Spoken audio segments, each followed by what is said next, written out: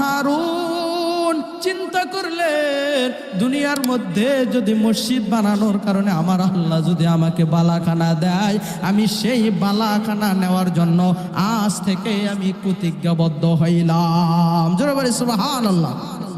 বাদশা হারুন এইবার সুন্দর করে একটি নিজের অর্থ দ্বারা, নিজের টাকা দ্বারা সুন্দর করে একটি মসজিদ নিজেই বানায়া ফেললেন অল্প দিনের মধ্যে।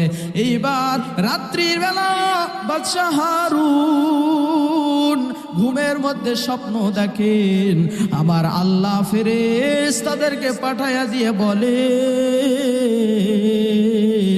ও ফেরেশতা দল যাও যাও, আমার বান্দা আমার হাদিস শোনার পর, আমার নবীজির হাদিস শোনার পর দিলটা বড় নরম হয়েছে, সে নিজে একা একটা মসজিদ বানানোর চিন্তা করেছে এবং মসজিদটা বানায়াও ফেলছে।